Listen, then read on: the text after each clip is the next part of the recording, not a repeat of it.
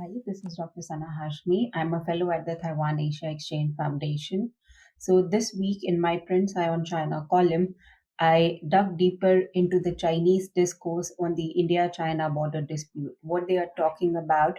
But this time I did really focus on the perception of the dispute. But this time, the discourse is actually triggered by interviews and controversial comments by a very controversial and nationalist Chinese scholar commentator Victor Gao, who's also a well known face on both Indian as well as Chinese television. So, his proposition that got a lot of attention on the Chinese internet is that everything north of the Ganga River belongs to China. And by these controversial comments, he's just not trying to stir the pot. His comments actually sparked a wave of support online in China. And it's just not noise, it's just not something that is just a weak comment that came out from a very controversial scholar. It also fits into a broader Chinese strategy. And the strategy is that what Chinese has been doing is they're using historical narratives, a kind of historical revisionism, I would say, and symbolism to push territorial claims. But let's be very clear about it. The India China border isn't new, it has been there for the past 75, 76 years. But since the deadly Galwan clashes in 2020, despite some disengagement, despite efforts to normalize relationship, the core disagreements haven't really gone away. The border dispute is still very much there. And that's partly by design. It's not India's fault. It's not that India wants. Beijing likes to keep the issue open and alive. And why? Because it gives them strategic leverage. And now, coming back to Kao's remarks, it might sound extreme to a lot of us, but they tap into something deeper. What the discussion has been about is that his comments actually show a rejection of colonial era agreements. And we have been talking about it, that how China has long challenged the legitimacy of the McMahon line, the boundary that was drawn during the British era. And according to this narrative, this 1914 Shimla Accord, which laid out that line, was invalid because it involved only British India and the Tibetan representatives, not the Chinese. So now they're flipping the argument. If India gets to keep a colonial border, if they say that India has a colonial hangover, why can't China claim something older and more civilizational like the Ganga River? Online in China, people are calling this the Victor Gao line, a leap in Chinese strategic thinking and even a masterstroke. And others are saying that India is clinging to a fictional colonial boundary that actually shows India's inner demons while pretending to oppose colonialism. So, some of the commentators actually said that that shows India's double standard. That while on one hand, India has been opposing colonialism, but still clinging to the colonial idea of India-China border. So, in my opinion, the tone is absolutely provocative, and that is the point, to provoke India and to perhaps come up with new argument to shape the narrative with respect to the boundary dispute. And Chinese commentators are also using this rhetoric to shape a story, one where China is rising, one where China is challenging the long standing and outdated narratives, and one where India is stuck in the past. And they paint India as insecure, as overly reliant on the West, and even inflated by colonial era fantasies.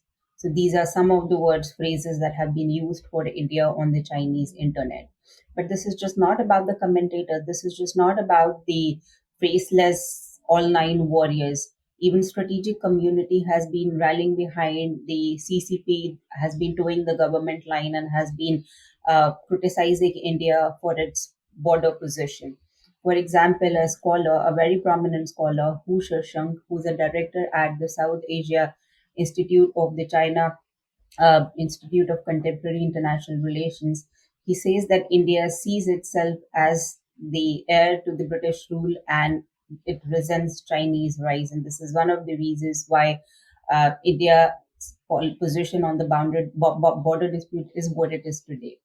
And then another scholar, Liu Zhongyi, who is from Shanghai, he claims that India has walked away from past agreements and is actually India is the one that is breaking all the protocols and is just using the border issue to get closer to the US and its allies.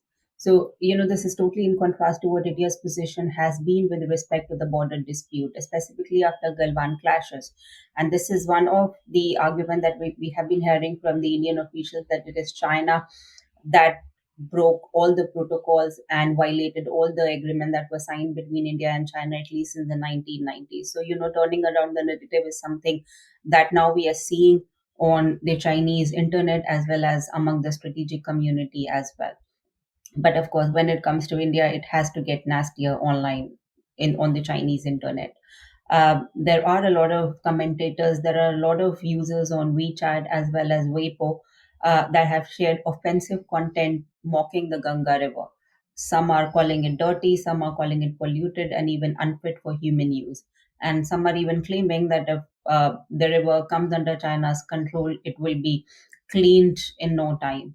And in fact, one post that got my attention was that by one influencer who was banned from India after posting a very mocking, condescending video post Operation Siddur. He said that, "Good, I am blocked, banned from India. I never wanted to drink the water from Ganga anyway." So this isn't just mocking. This isn't just banter in my opinion. It's cultural mockery wrapped in nationalism and disrespect for India's holy and sacred river. So I think there is a thin line between mockery, banter, and actually disrespecting something that is so critical and crucial to India and Indians.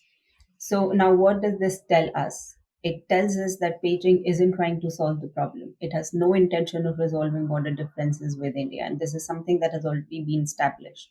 It is trying to control this story. It is trying to control the narrative. And this is something that we also saw recently with respect to the India Pakistan conflict, how the Chinese users actually control the narrative on the internet, even on Twitter, which is banned in China. So I think this is just not restricted to the India Pakistan dispute. This is just not res- uh, limited to India China differences, but now they're also trying to change the narrative on the border dispute, at least on the Chinese internet for now. And I think it's also very important when I say that Beijing isn't really trying to resolve the border differences with India. And why do I say this? Because China has resolved border disputes with 12 other neighboring countries, barring India and Bhutan. So why not India? If it could do it with other countries, so why not India? And this is the most common argument with respect to the non-resolution of the dispute. And this is primarily coming from the Chinese side. So if it has done with other countries, it could have done the same with India as well.